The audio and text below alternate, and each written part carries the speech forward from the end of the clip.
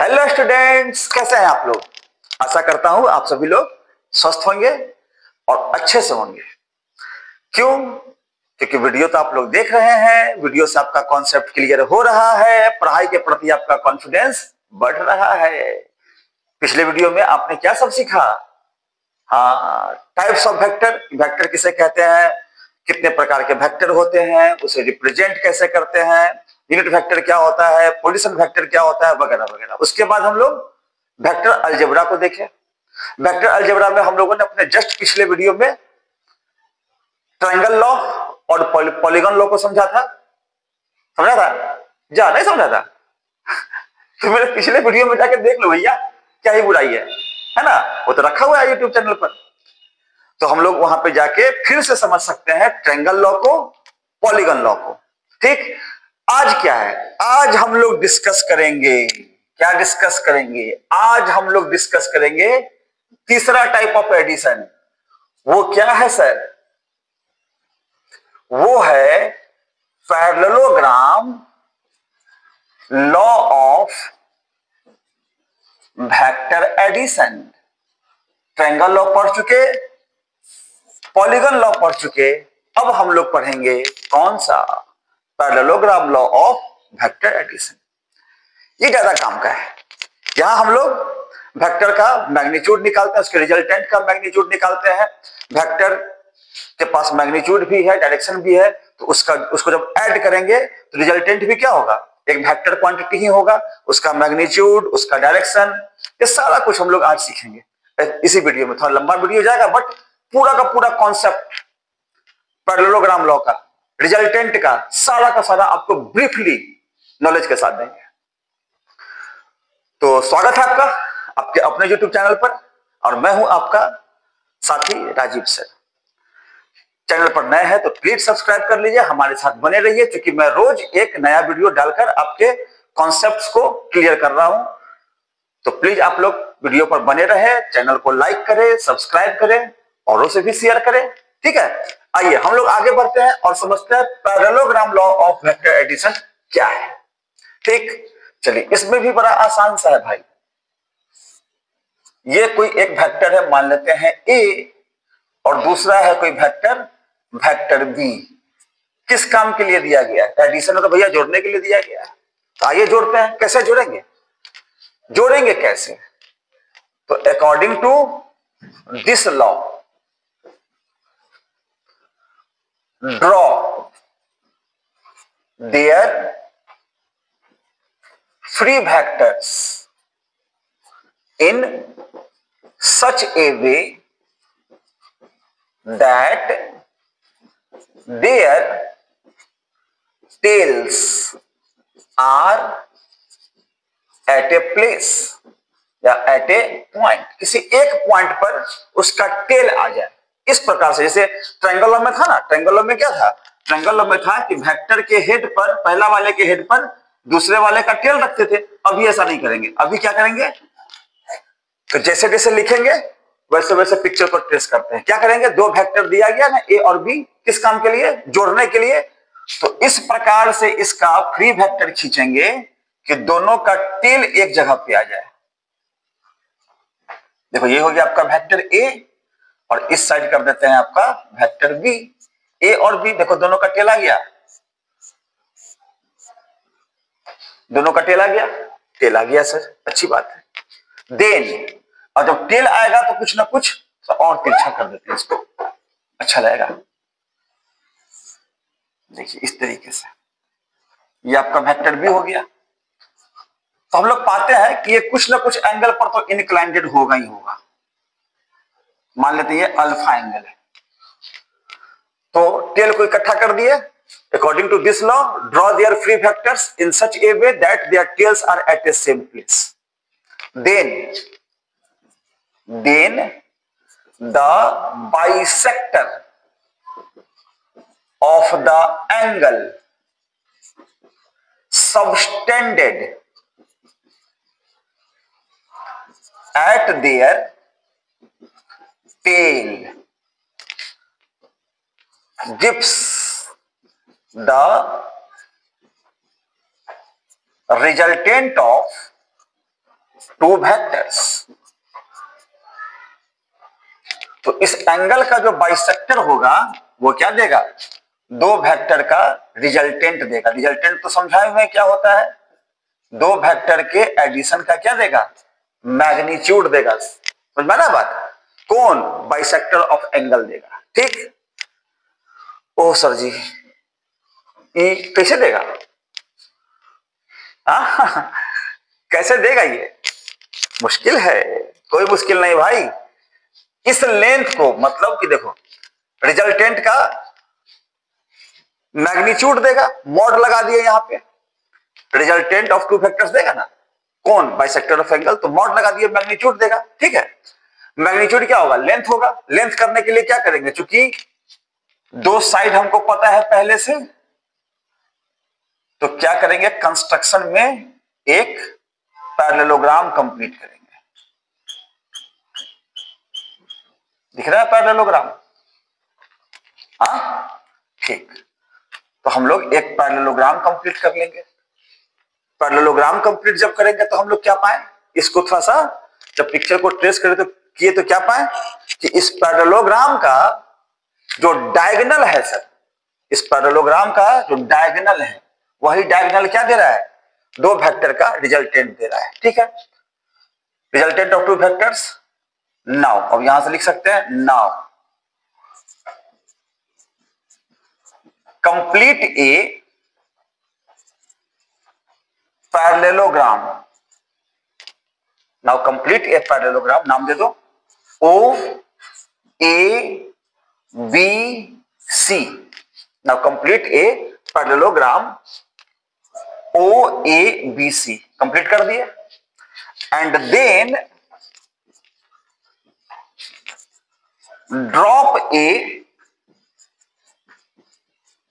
Perpendicular from, तो drop a perpendicular CM from C on OA produced.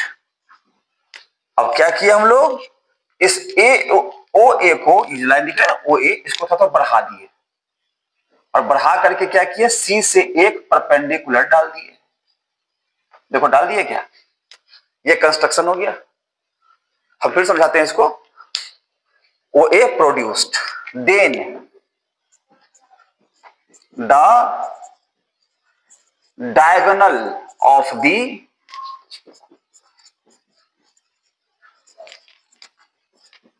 parallelogram gives the resultant। Resultant का मतलब sum of magnitude of two vectors. दो vectors का resultant देगा, बोले तो सम ऑफ मैग्नीट्यूड देगा। कुछ आया बात समझ में? पक्का? नहीं समझे? फिर से समझिएगा। आइए समझते हैं। दो वेक्टर दिया गया था ए और बी, किस काम के लिए? जोड़ने के लिए। अच्छी बात है सर। तो क्या करेंगे? तो पैरेललोग्राम लॉ ये कहता है कि आप दोनों का फ्री वेक्टर खींचिए इस प्रकार से कि दोनों का टेल एक जगह पे आ जाए। ये मान लेते हैं ओ पर टेल आ गया। जो ही टेल को टेल से मिलाएंगे तो कुछ ना कुछ एंगल बनेगा। अब इस एंगल का जो बाइसेक्टर होता है, इस एंगल का जो बाइसेक्टर होता है वही क्या देता है? इस एंगल का बाइसेक्टर देता है दो वेक्टर का रिजल्टेंट। तो केवल बाइसेक्टर से तो पता चलेगा नहीं रिजल्टेंट कितना हुआ। तो इसके लिए हम लोग कंस्ट्रक्शन करते हैं। क्या कंस्ट्रक्शन करते हैं? कि एक पैरेललोग्राम को पूरा कर देते हैं। कर दिए पूरा, नाम दे दिए ओ ए बी और सी। फिर ओ ए को थोड़ा थोड़ा बढ़ाकर सी से एक परपेंडिकुलर डाल दिए सी एम। कोई डाउट? कोई डाउट नहीं, यही काम तो किए। तो इस क्रम में जो इस पैरेललोग्राम का ओ ए बी सी का जो डायगोनल है, डायगोनल ओ सी, वही क्या देगा? दो वेक्टर का रिजल्टेंट देगा, बोले तो सम ऑफ मैग्नीट्यूड देगा। देख लो सम पिक्चर है, लैंग्वेज के अकॉर्डिंग। नोट कर सकते हैं इसको, नोट कर लीजिए। चलिए ठीक है, तो उधर वाला पिक्चर मिटा देते हैं, है ना। उधर वाले पिक्चर का कोई काम अभी फिलहाल नहीं है, क्योंकि पिक्चर तो यहां बना हुआ है। ठीक, चलिए मिटाते हैं उसको बाद में। If alpha is the angle subtended at the tails of two vectors, then alpha तो माने हम लोग यहां पे, दो वेक्टर के टेल पर एंगल कितना मान लिए, अल्फा मान लिए। ठीक, तब क्या होगा, अब इसको मिटा देते हैं ताकि जगह बने, पूरा पूरा आप देख सके। अगर ये एंगल अल्फा है तो क्या ये एंगल भी अल्फा होगा? ये अल्फा तो ये भी अल्फा, कोई डाउट? कोई डाउट नहीं, क्योंकि हम लोग को पता नहीं, जैसे कि ये लाइन है ना, पैरेललोग्राम है ना, अगर ये 60 डिग्री का होगा तो यहीं से इसको भी खींचेंगे तो ये भी क्या होगा, 60 डिग्री का ही होगा ना। पैरेललोग्राम में अल्फा है तो अल्फा का होगा। चलिए, तो अल्फा हो गया, मान लिया हम लोग कि अल्फा है सर। ठीक, अब यहां से हम लोग विचार करते हैं, देन इन ट्रायंगल, ये ठीक चल रहा है, ब्लू वाला, ब्लू से लिखते हैं। देन इन ट्रायंगल, इसको तो एम माने थे, सी ए एम, वी है, इस सी ए एम में क्या होगा, कॉस अल्फा बराबर, बताइए तो, अल्फा के लिए base A M and hypotenuse A C. A M का वैल्यू नहीं पता, ए सी का वैल्यू पता है क्या? हाँ सर, पैरेललोग्राम खींचे हैं, अगर ये बी है तो ये भी तो बी ही होगा, लेंथ के मामले में बी का बी ही होगा, क्योंकि पैरेललोग्राम है ना, आमने सामने का साइड क्या होगा, बराबर होगा। तो ए सी का वैल्यू बी लिख देंगे, क्या क्रॉस मल्टीप्लाइड कर दें तो ए एम बराबर क्या आ जाएगा, B cos alpha, also sine alpha बराबर कितना होगा बताइए, साइन अल्फा बराबर, तो अल्फा के सामने ये वाला परपेंडिकुलर, ये तो खींचा परपेंडिकुलर, क्या खींचे हैं, सीएम। सीएम मतलब चीफ मिनिस्टर नहीं, नाम लिखा है ना, सीएम, सीएम, तो परपेंडिकुलर सीएम और हाइपोटेनियस इसका एसी। सीएम का वैल्यू नहीं पता, एसी का वैल्यू पता है बी, क्रॉस मल्टीप्लाइड कर देंगे तो सीएम कितना आ गया, सीएम आ गया बी साइन अल्फा। कोई दिक्कत? कोई दिक्कत नहीं। नाउ अब आ जाइए आप, in triangle C O M, ये बड़ा वाला सी ओ एम, बड़ा वाला ट्रायंगल सी ओ एम दिख रहा है, सबसे बड़ा वाला ट्रायंगल, ये तो राइट एंगल ट्रायंगल हो गया। सी ओ एम क्या है, लिखना तो ये भी लिख सकते हैं, नाउ इन, यही लिख देते हैं, right angled triangle COM we have hypotenuse का स्क्वायर, इस ट्रायंगल का हाइपोटेनियस OC का स्क्वायर क्या हो जाएगा सर, बेस का स्क्वायर, यानी कि OM का स्क्वायर प्लस परपेंडिकुलर का स्क्वायर, बोले तो CM का स्क्वायर, हाँ कि ना, होगा hypotenuse OC base OM perpendicular CM। तो कर्ण स्क्वायर बराबर क्या लिखते हैं, आधार स्क्वायर प्लस लंब स्क्वायर, लिखते हैं, बिल्कुल लिखते हैं सर। ओसी का वैल्यू ही तो आर माने हैं, तो आर का स्क्वायर हो गया। क्या ओ एम को, ओ एम ये पूरा लेंथ दिख रहा है, लिख सकते हैं इसको, ओ ए प्लस ए एम का स्क्वायर, और सी एम तो पहले से है, यानी कि आर स्क्वायर बराबर लिख सकते हैं ओ ए का वैल्यू ए लिख दिए, ए एम का वैल्यू देखो कहां निकालेंगे, ए एम का वैल्यू कितना, बी कॉस अल्फा का होल स्क्वायर, सी एम देखो क्या निकाले, सी एम का वैल्यू कितना अकेला है, simple, B square sine square alpha, हाँ कि ना, होगा। ठीक, या आर स्क्वायर बराबर, क्या इसका होल स्क्वायर तोड़ दे, A square plus B square cos square alpha plus 2ab cos alpha plus B square sine square alpha बचेगा। R square is equal to A square अकेला है, बी स्क्वायर दो जगह है तो कॉमन लिया जा सकता है, बी स्क्वायर कॉमन लेंगे तो cos square alpha plus sign square alpha बचेगा, प्लस क्या बच गया अकेला वाला ये 2ab कॉस अल्फा। मेरे प्यारे बच्चों, cos square alpha plus sign square alpha कितना होता है? Cos square alpha plus sign square alpha एक होता है, और एक छुपा रुस्तम है, ये मल्टीप्लाई में छुप जाता है, डिवीजन में भी छुप जाता है, तो एक छुपा हुआ क्वांटिटी है, तो A square plus B square इसकी जगह पे एक हो गया, प्लस 2ab कॉस अल्फा। क्या आर को हटा दे, स्क्वायर को हटाएंगे तो क्या आ जाएगा, अंडर रूट कितना, A square plus B square plus 2ab cos alpha.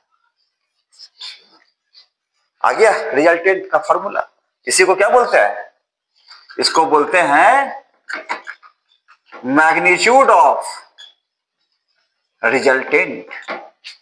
क्या बोलते हैं इसको, मैग्नीट्यूड ऑफ रिजल्टेंट। चलिए अच्छी बात है। अगर मैग्नीट्यूड इतना निकला तो इसको और तरीके से हम लोग लिख सकते हैं। कैसे लिख सकते हैं, ऊपर से हटाते हैं इसको,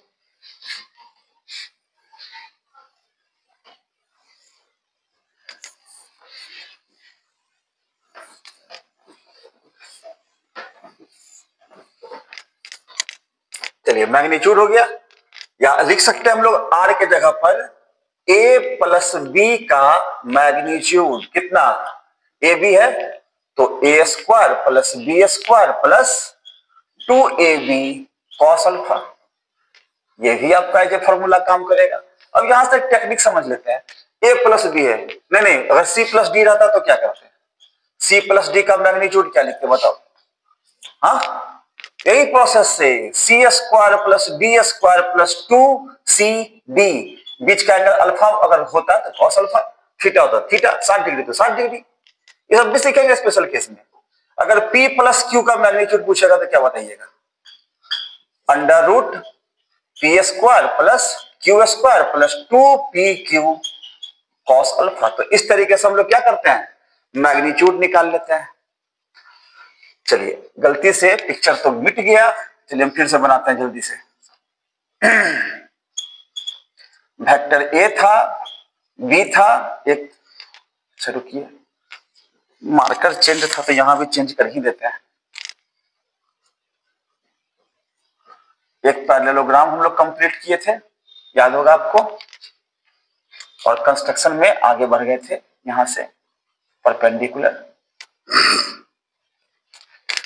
इस पूरे एंगल को हम लोग क्या माने थे, अल्फा माने थे। ये ए था, बी था, ये डायगोनल आपका, यही आपका आर था, ए प्लस बी का मैग्नीट्यूड, ठीक, ये एंगल अल्फा तो ये एंगल भी अल्फा, ये एम, नाम था ओ ए बी सी। आप उस पिक्चर को बनाइएगा तो देख सकते हैं, ये आपका परपेंडिकुलर हो गया,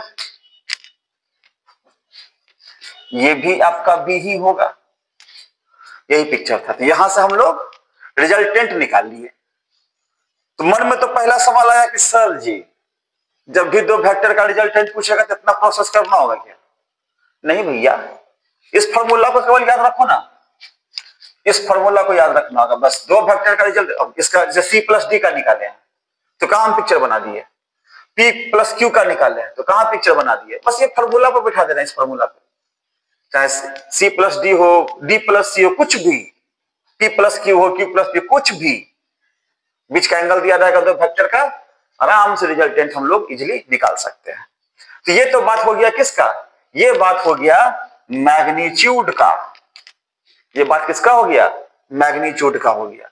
अब यहां से अगर हम लोग डायरेक्शन पर फोकस करें कि सर जी रिजल्टेंट दो वेक्टर का एडिशन भी तो एक वेक्टर ही क्वांटिटी है, उसका मैग्नीट्यूड बता दिए, डायरेक्शन कौन बताएगा। आइए मान लेते हैं यहां पे if theta is the angle subtended by the resultant with vector A, then. अब इसी ट्रायंगल में चल रहे थे हम लोग, तो tan थीटा बराबर क्या होगा बताओ? ये सामने का परपेंडिकुलर CM बटा बेस OM, या CM बटा OM को तो पिछला बार दिया, यहां भी लिखे ना OM की जगह पर OA plus AM, OA plus AM लिखेंगे, लिखेंगे ऐसा, लिखेंगे ऐसा। दिस इंप्लाई, चलो वैल्यू डाल देते हैं। तो tan थीटा बराबर CM का वैल्यू, CM का वैल्यू कितना है? B साइन अल्फा है, अच्छी बात है। OA का वैल्यू A है, तो AM का वैल्यू, AM का वैल्यू कितना है? B cos अल्फा है, लिख देंगे। दिस इंप्लाइज थीटा बराबर tan inverse B sine alpha divided by A plus B cos alpha. ये क्या निकला? tan इनवर्स में ये निकला डायरेक्शन ऑफ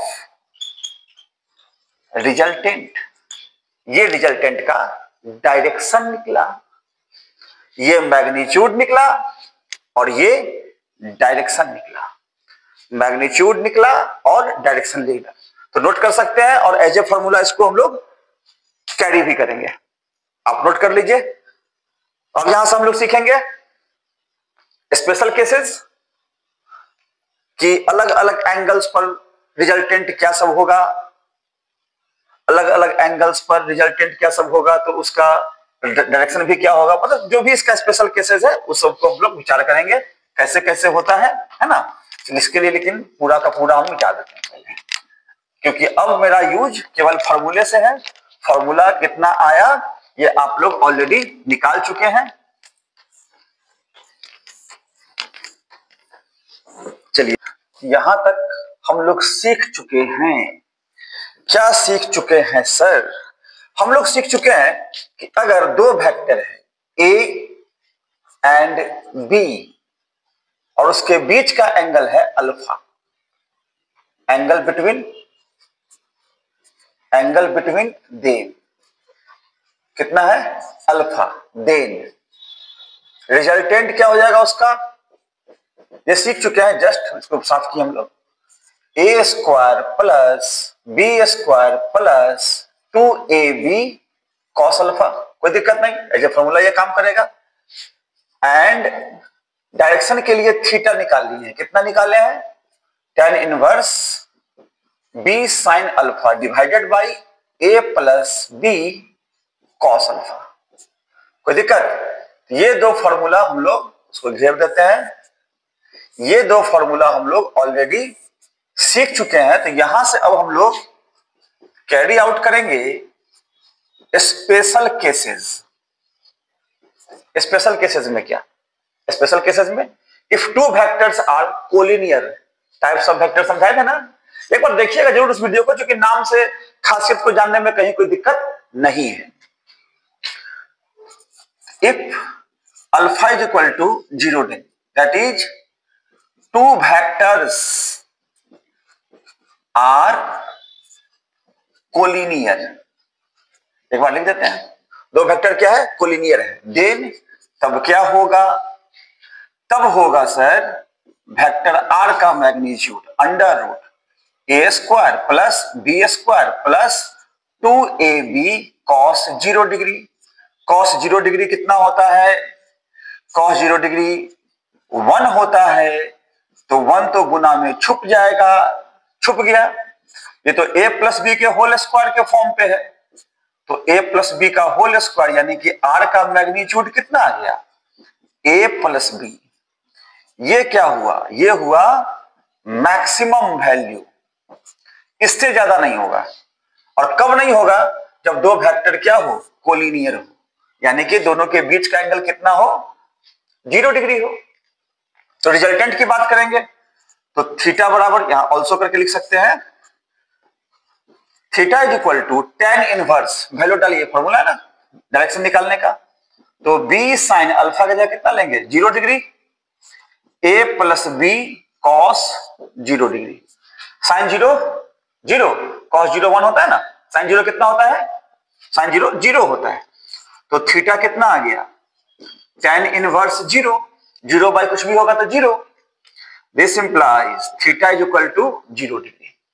तो थीटा क्या हो जाएगा 0 डिग्री ही हो जाएगा। कहने का मतलब दो वेक्टर आपका दिया हुआ था, या तो पैरेलल कह लीजिए, तब भी एंगल क्या हो गया 0 डिग्री, कोलिनियर कहेंगे या कहेंगे parallel.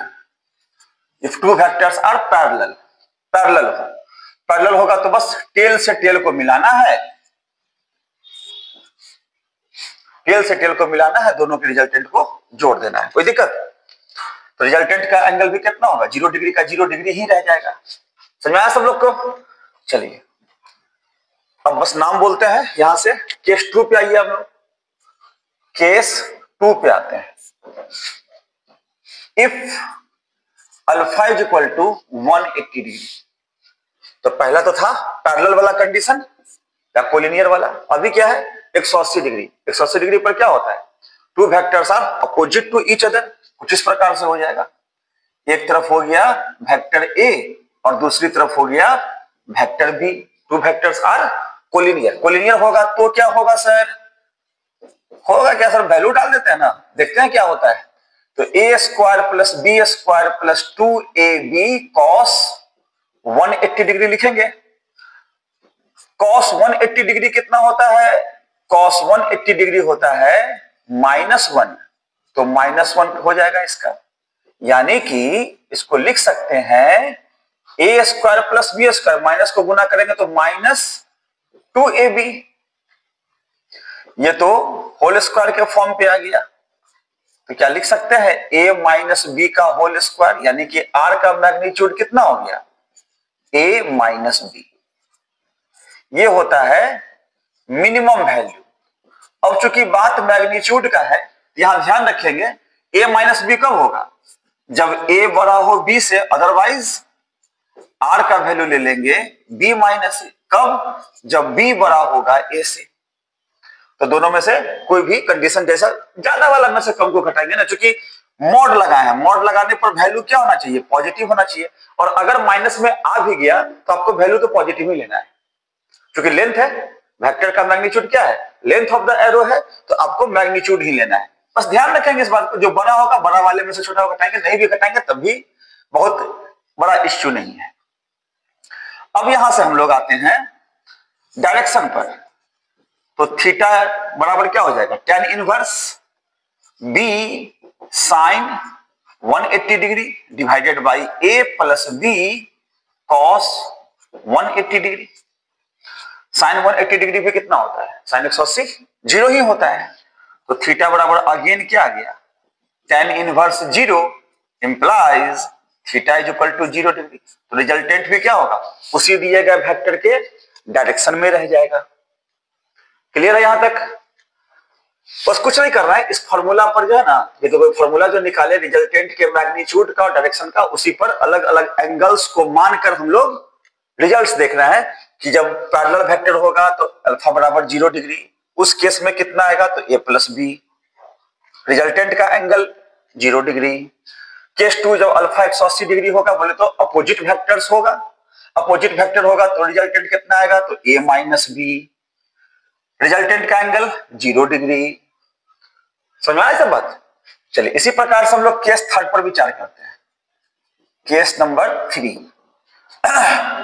If alpha is equal to 90 degree, 90 degree कब होगा when two vectors are orthogonal, एक तरफ a हो एक तरफ b हो और बीच का एंगल 90 डिग्री हो, ये आपका 90 डिग्री।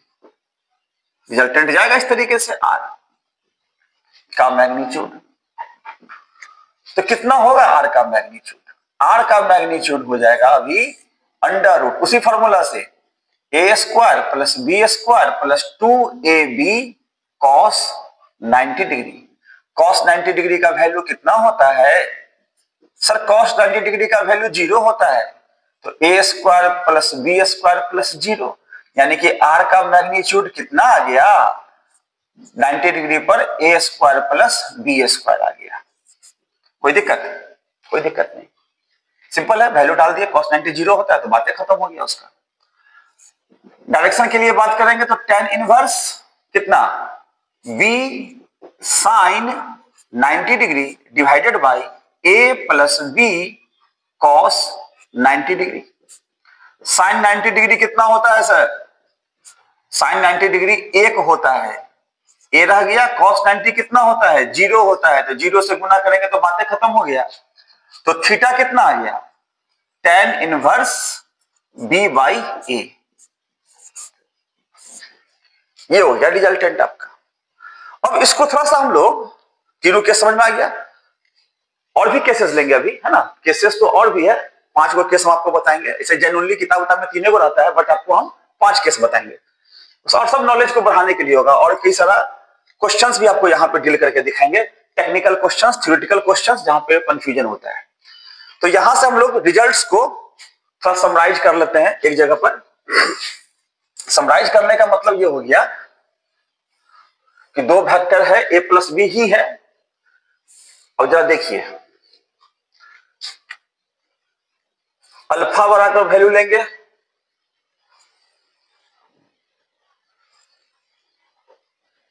रिजल्टेंट का मैग्नीट्यूड लेंगे,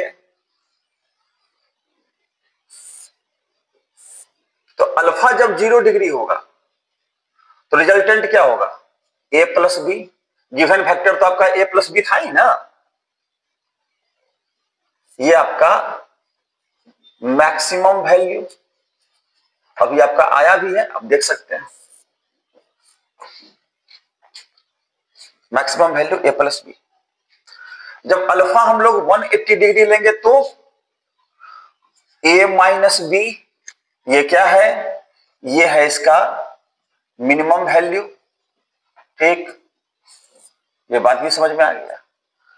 90 डिग्री लेंगे तो 90 डिग्री पर रिजल्टेंट कितना हो जाएगा, under root A square plus B square.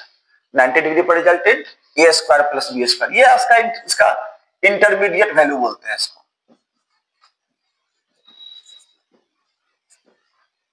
ये इसका इंटरमीडिएट वैल्यू है। नहीं भी लिखेंगे चलेगा, फिर बराबर। ये आपका समरी के रूप में आ गया। अगर समरी के रूप में ये चीज आ गया तो यहां से हम लोग कुछ कंक्लूजन्स डिस्कस करेंगे कि सर स्पेशल केस लिए, क्यों लिए, क्या मिला इससे।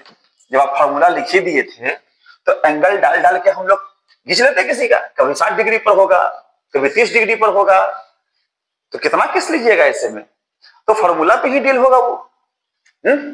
फार्मूला पे डील होगा। अगर फार्मूला पे डील होगा तो बेकार में इतना केस किए, झूठ मूठ का पेज भर दिए। नोट तो करना ना आप लोग, हाँ नोट कीजिएगा नॉलेज के लिए, क्योंकि दोबारा फिर देखना होगा।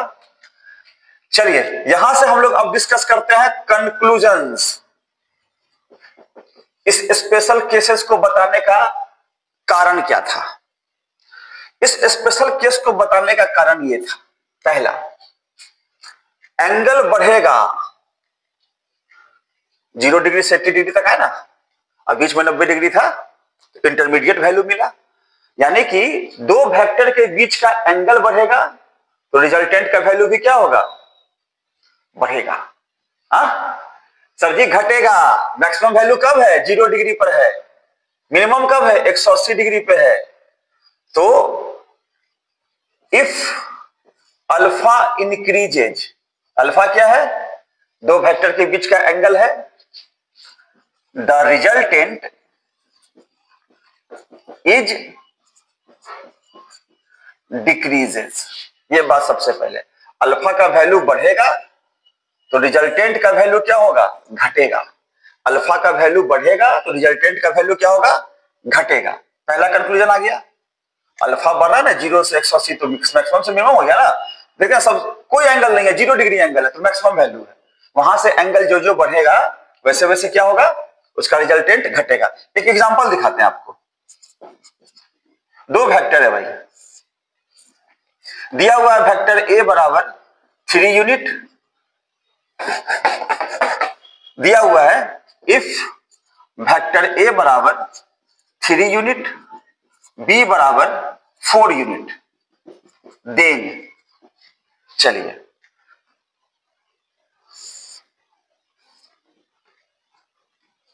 ये हो गया आपका ए, ये हो गया आपका बी, बीच का एंगल हो गया 30 डिग्री, तो रिजल्टेंट इसका मान लेते हैं R1।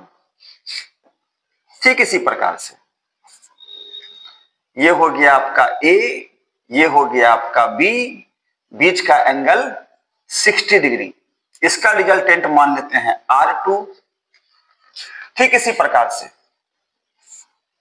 ये हो गया ए, ये हो गया बी, बीच का एंगल 90 डिग्री, इसका रिजल्टेंट मान लेते हैं कितना, R3। तो इसमें से कौन बड़ा होगा, R1, ऑप्शन दे देते हैं, R1 बड़ा होगा, R2 बड़ा होगा या R3 बड़ा होगा। बी में R2 बड़ा होगा R1 से, R1 बड़ा होगा R3 से। सी में R3 बड़ा होगा R2 से, बड़ा होगा R1 से। और डी में चलो कुछ भी डाल देते हैं, none of this, can not say, none of this डाल दिया, कौन सा सही होगा, सोचो सोचो। इसका क्या सी सही होगा, क्यों, क्योंकि एंगल ज्यादा है, गलती हो जाएगा, सी नहीं होगा इसका। इसका कौन होगा, ए होगा।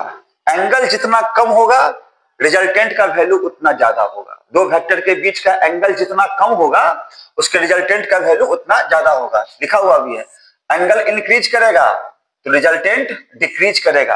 30 डिग्री से ज्यादा है 60 डिग्री, तो R1 का वैल्यू ज्यादा होगा R2 से। और इससे भी ज्यादा एंगल है यहाँ कितना, 90 डिग्री, तो 90 डिग्री पर रिजल्टेंट 60 डिग्री वाले से भी कम होगा। जिनको नहीं यकीन है वो एग्जाम्पल के रूप में इसके रिजल्टेंट को उसी फॉर्मूला से निकाल के सॉल्व करके देखिएगा।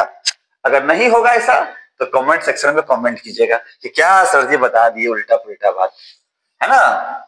निश्चित ही होगा भाई, चेक किया हुआ सब, है ना। चलिए पहला कंक्लूजन हो गया। अब आते हैं हम लोग दूसरे कंक्लूजन पे।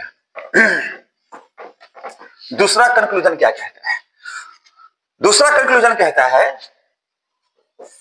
कि रिजल्टेंट जो होता है दो वेक्टर का वो हमेशा उसके मैक्सिमम और मिनिमम वैल्यू के बीच लाई करता है।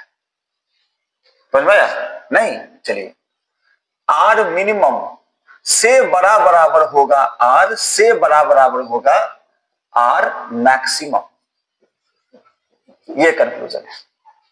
मतलब कि रिजल्टेंट का वैल्यू हमेशा a माइनस बी से लेकर a प्लस बी के बीच होगा। कब होगा, जब ये 180 डिग्री पे हो और जब ये 0 डिग्री पे हो। तो a माइनस बी से हमेशा a प्लस बी के बीच उसका रिजल्टेंट होता है।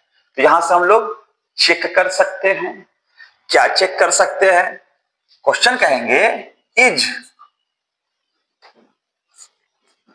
द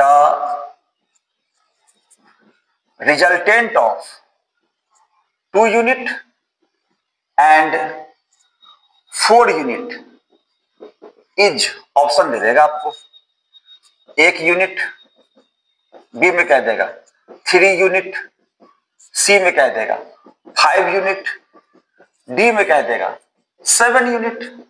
कौन सा होगा इसमें, 2 और 4 का रिजल्टेंट हो सकता है कौन, 1 यूनिट, यस या नो बताना है। किसे बताना है, यस या फिर नो में। कैसे बताएंगे सर, रिजल्टेंट का फॉर्मूला लगा के? नहीं भाई, अभी कंडीशन सीखे ना हम लोग। इस पर चेक कर दो ना, आर मिनिमम कितना होगा बताओ, 4 और 2 का, तो 4 माइनस 2 2। आर मैक्सिमम कितना होगा, तो 4 प्लस 2 बोले तो 6। तो रिजल्टेंट जब भी होगा तो 2 से लेके 6 के बीच होगा ना। हाँ, रिजल्टेंट जब भी होगा तो कहां से कहां होगा, 2 से लेकर 6 के बीच होगा। अच्छी बात है। तो क्या 1 है 2 के नीचे ना है, तो लिखेंगे नो। 3 है तो यस। 5 है 2 और 6 के बीच 5 है तो यस। चाहे किसी भी एंगल पर हो, मैटर नहीं करता। क्या 7 होगा, नहीं सर जी, 6 को एक्सीड कर रहा है, ये आपका नो हो जाएगा। तो इस तरीके से हम लोग वैल्यू लिख करके चेक करते हैं। एक और क्वेश्चन देते हैं। The maximum value of the resultant of two vectors is, कितना ले लें, 16 यूनिट एंड मिनिमम वैल्यू, चलो 6 यूनिट कर देते हैं, 6 यूनिट, ठीक। मैक्सिमम वैल्यू कितना है, 16 है, मिनिमम वैल्यू कितना है, 6 है। Then find the magnitude of given vectors. तो गिवन वेक्टर्स का आप मैग्नीट्यूड बताइए। कैसे बताएंगे? जा सर जी कैसे बताएंगे? आसान है, मान लो ना, लेट द, इसका सॉल्यूशन है, let the two vectors are A and B. मान लेते हैं सबसे पहले कि दो वेक्टर कौन कौन है, ए है बी है।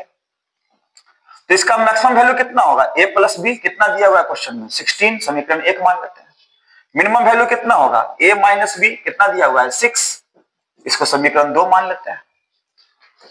यहां से एडिंग 1 एंड 2, 1 और 2 को जोड़ दो भाई, जोड़ देंगे, बी से बी कट गया, 2a कितना आ गया, 16 22, ए कितना आ गया 22/2, बोले तो 11 यूनिट।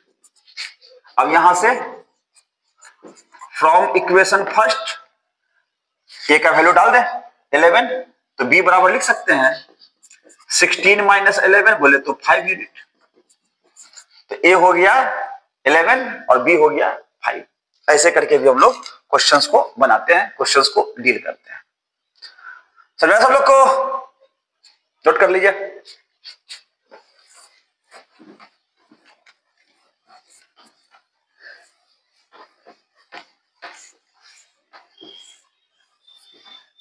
तो इस सब टाइप से क्वेश्चंस आपसे पूछता है रिजल्टेंट के ऊपर।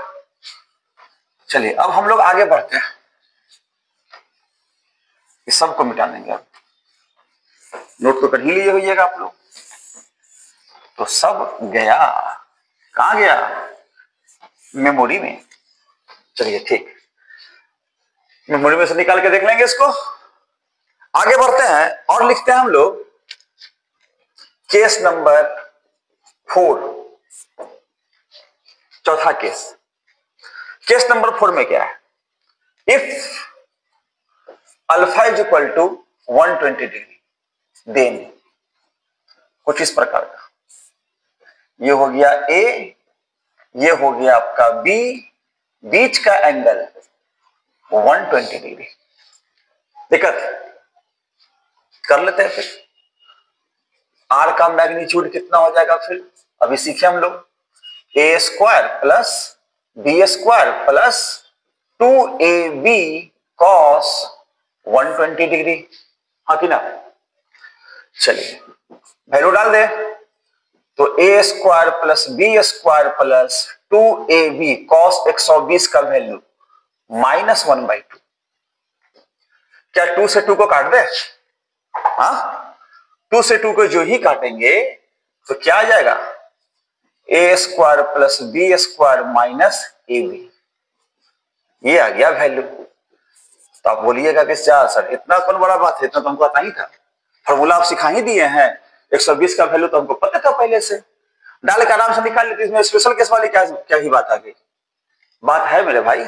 और देखो क्या है, इसमें कंडीशन लेते हैं, इफ ए का मैग्नीट्यूड बराबर बी का मैग्नीट्यूड, देन मतलब कि अगर दोनों वेक्टर का मैग्नीट्यूड बराबर हो जाए, हो सकता है ना बराबर, अगर दोनों वेक्टर का मैग्नीट्यूड बराबर हो जाए तब क्या होगा, एक काम करते हैं ना, बी को भी ए मान लेते हैं, तो A square plus A square minus A square, B के जगह ए, बी के जगह ए, तो ए इंटू ए स्क्वायर, प्लस माइनस कर दिया, आर का मैग्नीट्यूड कितना आ गया, ए के बराबर आ गया। यही तो कंक्लूजन था इसका।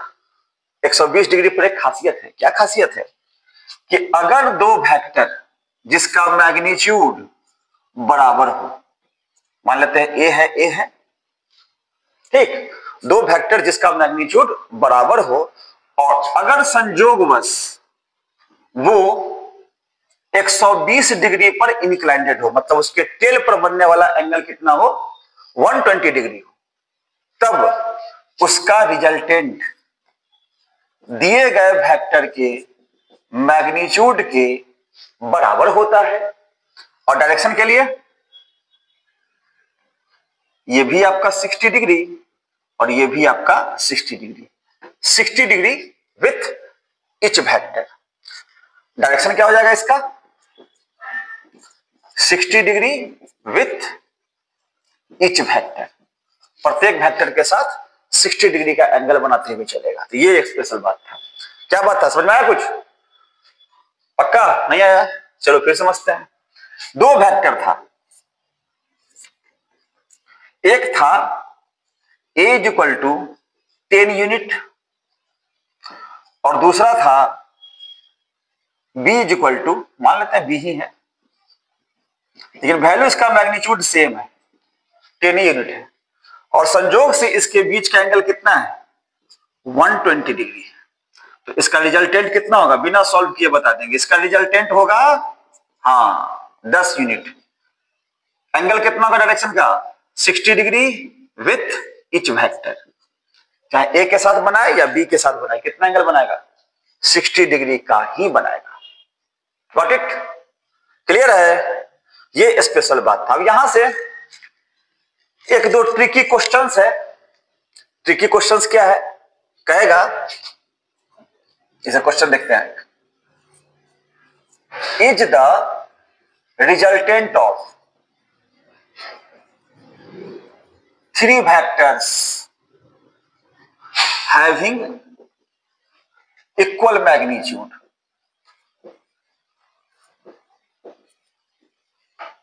may be 0? क्या 3 वेक्टर है उसका मैग्नीट्यूड 0 होगा? पता नहीं, चलिए चेक करके देखते हैं। 3 वेक्टर हम लोग मान लेते हैं, कौन कौन सा, ए, बी और सी, ठीक है। इस सब का मैग्नीट्यूड क्या है, बराबर है, मतलब कहीं लिख देते हैं ए का मैग्नीट्यूड बराबर है बी के मैग्नीट्यूड के, बराबर है सी के मैग्नीट्यूड के। एक काम करते हैं ना, सबको ए ही मान लेते हैं। क्वेश्चन में ही तो कह रहा है कि 3 वेक्टर इसका मैग्नीट्यूड बराबर है, इतना बातें नहीं करना है, लॉजिक को समझना है। तो 3 वेक्टर मान लेते हैं, ठीक। संयोग से अगर इनके बीच का एंगल 120 डिग्री, 120 डिग्री और 120 डिग्री हो जाए, मे बी अगर हो जाए तो क्या होगा। तो आइए विचार करते हैं दो बातों का। बात नंबर 1, हम लोग जब भी रिजल्टेंट निकालते हैं तो हमेशा 2 वेक्टर का एक बार में निकालते हैं। हम चाहेंगे कि 4 5 को वेक्टर एक साथ दिया हुआ है, सबका एक बार निकाल लें, नहीं होगा। रिजल्टेंट का फॉर्मूला है ना आपका, क्या है, under root A square plus B square plus 2ab cos alpha. इसमें केवल 2 ही वेक्टर है ना, ए है और बी है। अगर सी भी इंक्लूड कर दे किसी एंगल पर तो सी का भी थोड़ा निकाल लेंगे। तो ऐसा थोड़ा करेंगे A square plus B square plus C square, D का A square plus B square plus C square plus, सबका ये कोई रूल नहीं है। हम लोग रिजल्टेंट जब भी निकालते हैं तो केवल 2 वेक्टर ए और बी का एक साथ निकालते हैं, ठीक है, हमेशा ध्यान रखेंगे। चलिए, तो तीसरे वाले को ढक ले, इमेजिन करते हैं कि तीसरा वाला है ही नहीं, मान लेते हैं कि तीसरा वाला नहीं है, तो केवल 2 वेक्टर है, कितना एंगल पर, 120 डिग्री पर, ठीक। 120 डिग्री पर सीखे ना, रिजल्टेंट क्या होता है, दिए गए वेक्टर के मैग्नीट्यूड के बराबर होता है। तो अगर 2 वो ए है 120 डिग्री पर, तो इसका रिजल्टेंट भी क्या होगा, ए के मैग्नीट्यूड के बराबर ही होगा। तो इसका काम कर लिए और इसका भी काम कर लिए, 120 डिग्री पर। अब अपने हाथ को हटाइए, अब होगा ये एक और ये भी एक। क्या आपको पता है अब इसके बीच का एंगल कितना हो जाएगा? आप मेजर करके भी देख सकते हैं 180 डिग्री। और 180 डिग्री पर क्या होता है? a माइनस बी, तो r माइनस ए। r का मैग्नीट्यूड कितना? a, ई वाला तीसरा का ए तो है ना, कट के कितना हो गया? 0। कट के कितना हो गया? 0। इसका क्या मतलब कि यस हो सकता है, मे बी। कब हो सकता है भाई? Only when they are inclined at an angle 120 degree. तीन वेक्टर जिसका मैग्नीट्यूड बराबर है का रिजल्टेंट 0 हो सकता है। कब हो सकता है? जब वे तीनों एक दूसरे पर 120 डिग्री के एंगल पर इंक्लाइंडेड हो, एक दूसरे के साथ 120 डिग्री के एंगल पर इंक्लाइंडेड हो। समझ में आया बात? चलिए आगे बढ़ते हैं हम लोग। और इसी प्रकार का एक और क्वेश्चन है। अच्छा सर जी, तीन को वेक्टर बराबर था तो आप जुगाड़ लगा लिए 120 डिग्री का, नहीं होता तो क्या मतलब? नहीं होता तो एक और question, is the resultant of three vectors having unequal magnitude may be 0। तीन वेक्टर है जिसका मैग्नीट्यूड बराबर अभी नहीं है, तो क्या उसका रिजल्टेंट 0 हो सकता है? देखते हैं। हो सकता है, मोदी है तो मुमकिन है। Yes, may be. अब ये जानना है कि कब हो सकता है ना। चलो देखते हैं। तीन वेक्टर है भाई, बराबर कोई नहीं है। ये मान लेते हैं ए 3 यूनिट, ये मान लेते हैं बी 4 यूनिट मान लें, और दो के बीच का एंगल है कितना? 90 डिग्री। तो इसका रिजल्टेंट कितना होगा? R इज इक्वल टू, बता दीजिए, निकाल सकते हैं बगल में। R का मैग्नीट्यूड 90 डिग्री पर क्या आ जाएगा?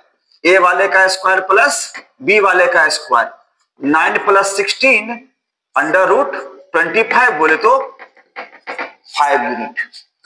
तो 5 यूनिट हो गया इसका रिजल्टेंट। किसका? A का जो था 3 यूनिट, B का जो था 4 यूनिट। कितना एंगल पर? 90 डिग्री पर। अब यदि कोई तीसरा वेक्टर होता ठीक इसके इक्वल एंड अपोजिट, C कितना? 5 यूनिट। C कितना? 5 यूनिट। तो R और C के बीच का एंगल अभी कितना आ गया? 180 डिग्री, हाँ कि ना? तो रिजल्टेंट कितना होगा इसका? R नेट R माइनस सी, ये माइनस भी 180 डिग्री पर कितना होता है? ये माइनस भी होता है ना। तो 5 माइनस 5 कट के कितना आ गया? 0 आ गया। तो 0 हो सकता है। कब हो सकता है? अब बताइए। अब तो प्रूफ कर दिया ना कि 0 होता है। तीन vector A 3 unit, B 4 unit अलग है, और C 5 यूनिट ये भी अलग है। तीनों वेक्टर तो अलग अलग ही है, लेकिन इस तीनों अलग अलग वेक्टर्स का रिजल्टेंट कितना आ गया? 0 आ गया। कब आ गया? कंडीशन क्या था? आइए इसको बताते हैं। कंडीशन तब था यस में भी, यस में भी तो लिख ही दिया है, इधर वाला हटा देते हैं। यस में भी कब? आइए देखिए, when the resultant of two smaller vectors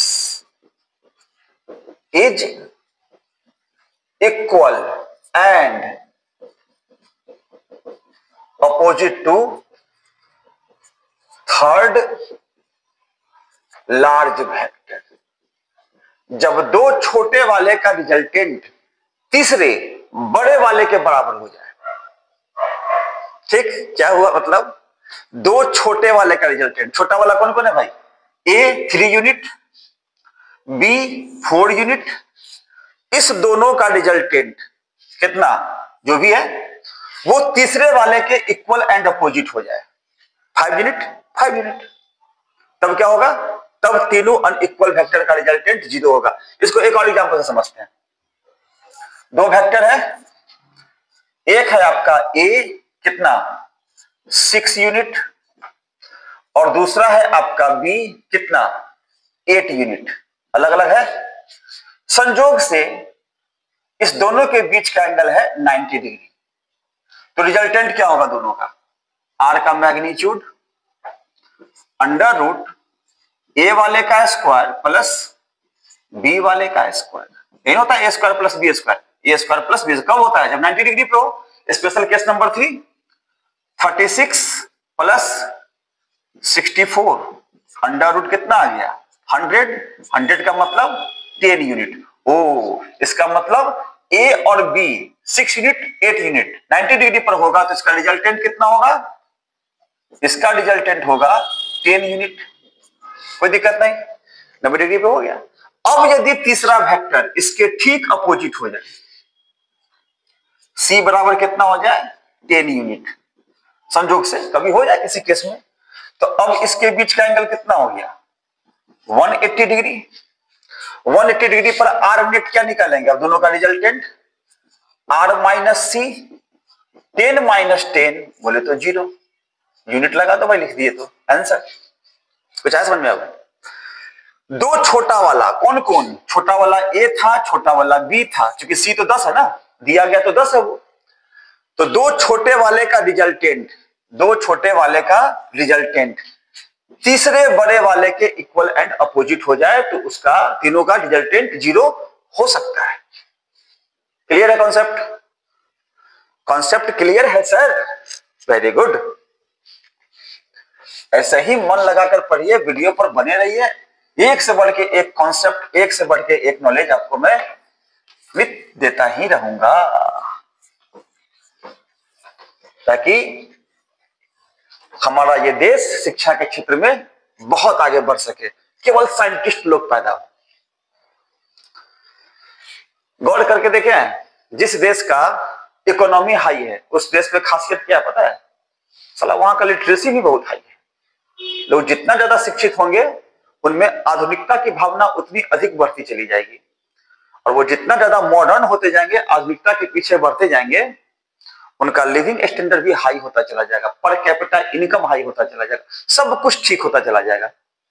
thought बदलता है ना भाई, पढ़ने लिखने से क्या होता है, थॉट बदलता है, मानसिकता बदलती है, विचार बदलता है। सादा जीवन उच्च विचार, पढ़ के ही ना भैया, रिक्शा ठेल के थोड़े उच्च विचार कर लेंगे, पढ़ के ही करेंगे। चलो ठीक है, इसलिए मन लगा के सब लोग को पढ़ना है और इस देश को, देश के लिए कंट्रीब्यूट करना है। देश के लिए केवल वही लोग कंट्रीब्यूट नहीं करते हैं जो मिनिस्टर हो, जो मिलिट्री में हो, जो देश की सेवा करते हो, या फिर सरकारी गवर्नमेंट जॉब में हो। देश की सेवा देश का हर एक नागरिक कर सकता है। कैसे? देश के प्रगति में अपना योगदान देकर।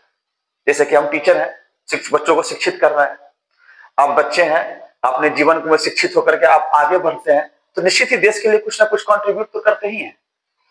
तो इसके लिए भी शिक्षित होना बहुत आवश्यक है, और यही मेरा प्रयास है। इसी के लिए पूरा खोल के एक्सप्लेन करके, टोटल का टोटल थ्योरी, दूसरे चैनल्स की तरह नहीं कि कुछ बताएंगे कुछ छुपाएंगे, बच्चा पढ़ने तो आएगा कोचिंग पे, नहीं, खोल के पूरा का पूरा कॉन्सेप्ट ब्रीफली जिसको बोलते हैं, कोई डाउट ही नहीं बचना चाहिए। न्यूमेरिकल्स वगैरह सब बताएंगे आपको, टेंशन क्यों लेते हैं। केस 5 है, if the two vectors having equal magnitude are inclined at an angle alpha।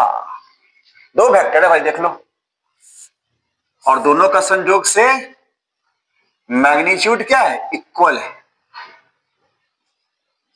ए है और दोनों के बीच का एंगल है अल्फा। यही कंडीशन है ना, दो vector equal magnitude inclined at an angle alpha, कोई दिक्कत नहीं। और फिर देखते हैं इसको।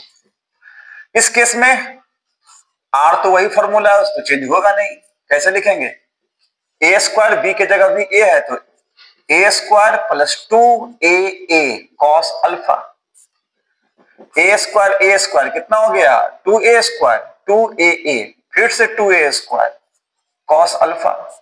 रूट अंडर अभी सॉल्व हो नहीं पाएगा तो इसको उपाय लगाते हैं।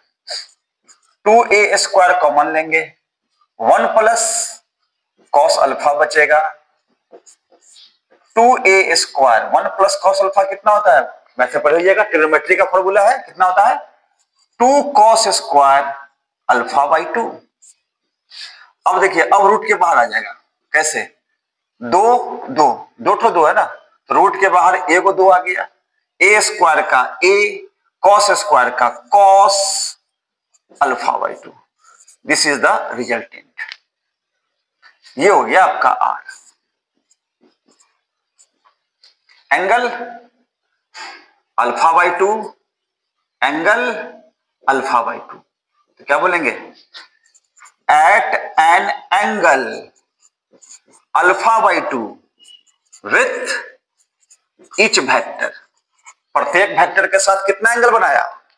हाँ, अल्फा बाई 2। जैसे वो था ना 120 डिग्री वाला केस, 60 डिग्री मैग्नीट्यूड इक्वल है ना, तो बीचों बीच बाइसेक्ट करके जाएगा, बीचों बीच। ठीक है, जैसे 120 डिग्री वाला था, 60 डिग्री बीचों बीच। अल्फा है, अल्फा बाई 2 बीचों बीच निकल के जाएगा। समझा ना बात? तो alpha by 2 with each vector, प्रत्येक वेक्टर के साथ। ये हो गया इसका मैग्नीट्यूड। कब? जब दो वेक्टर था equal magnitude at an angle alpha. Equal magnitude वाला दो वेक्टर था, बीच का एंगल कितना था? अल्फा था। तो उस केस में रिजल्टेंट का डायरेक्शन। तो इतने सारे केसेस को पढ़ने समझने के बाद एक कंक्लूजन तो भाई बनता है। जो हम लोग पढ़े थे वेक्टर के प्रॉपर्टीज में, क्या पढ़े थे? The resultant of two vectors depends upon the angle between them. दो वेक्टर का रिजल्टेंट क्या होता है? उसके एंगल पर डिपेंड करता है। दो वेक्टर का रिजल्टेंट उसके बीच के एंगल पर डिपेंड करता है, स्केलर का नहीं करता। आप फर्स्ट वीडियो में जाकर देख सकते हैं, वहां मैंने अंतर बतलाया है वेक्टर और स्केलर के बीच का। तो वहां आपको स्पष्ट बताए थे कि resultant of two scalar quantities does not depends upon the angle between them. Scalar quantity के बीच का एंगल उसके रिजल्टेंट उसके बीच के एंगल पर डिपेंड नहीं करता है, जबकि वेक्टर क्वांटिटी का रिजल्टेंट उसके बीच के एंगल पर डिपेंड करता है। आप प्रत्येक केस को गौर से देखिए। जैसे कि 0 डिग्री था, वेक्टर तो ए और बी ही था ना, वेक्टर तो ए और बी ही था, लेकिन 0 डिग्री पर ए प्लस बी, 180 डिग्री पर ए माइनस बी, 90 डिग्री पर under root A square plus B square, 120 degree पर ले लिए उसका अलग आया था, 60 डिग्री पर कुछ और आ जाएगा, 30 डिग्री पर कुछ और आ जाएगा। वेक्टर तो ए और बी ही रह जाएगा, है ना। तो ये था इसका रिजल्टेंट का थ्योरी, पैरेललोग्राम लॉ।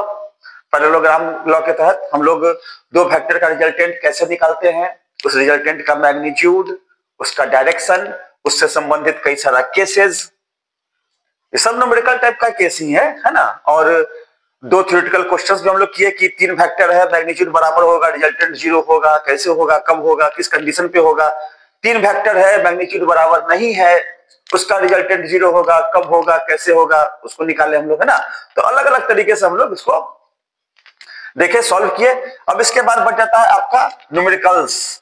तो यहां से आप न्यूमेरिकल्स पे किसी भी बुक से अटेम्प्ट ले सकते हैं। आपको आने वाले वीडियोस में टैक्सी वर्मा का सॉल्यूशन हम बना के देंगे, वेक्टर का, एमटीजी को भी कवर करेंगे। तो आप फिलहाल किसी भी बुक से न्यूमेरिकल अटेम्प्ट कर सकते हैं। न्यूमेरिकल्स को बनाइए। थ्योरेटिकल पार्ट यही सब था इसका, रिजल्टेंट वाले का, दो वेक्टर का रिजल्टेंट, है ना। इसके पीछे का भी थ्योरी आप पढ़ सकते हैं, triangle law, parallelogram law, sorry polygon law, types of vector, ये सारा का वीडियो सीरीज है, आप देख सकते हैं। तो कैसा लगा आपको आज का वीडियो? हाँ, चलिए, अच्छा लगा हो तो प्लीज इसको शेयर कर दीजिए अपने दोस्तों के साथ, लाइक कर लीजिए, कमेंट में भी कुछ लिखिए जिससे मुझे भी मोटिवेशन मिले। मैं भी मोटिवेट होना चाहता हूं ना, लगे तो कि हाँ बच्चे देख रहे हैं, नहीं क्या। और यदि सब्सक्राइब नहीं किए हैं तो प्लीज प्लीज प्लीज सब्सक्राइब कर लीजिए, इसका कोई पैसा नहीं लगता। लाइक कीजिए, शेयर कीजिए, इसका भी पैसा नहीं लगता, बट इससे मोटिवेशन हम लोग को जरूर मिलता है कि चलो भाई बच्चे देख रहे हैं, बच्चे रिस्पॉन्स ले रहे हैं, तो हमें और मेहनत से और अच्छे से लगातार वीडियो डालना चाहिए। तो प्लीज इसको सब्सक्राइब कीजिए, लाइक कीजिए, कमेंट कीजिए और उससे शेयर कीजिए। फिर मिलते हैं हम लोग अगले वीडियो में, तब तक के लिए बाय।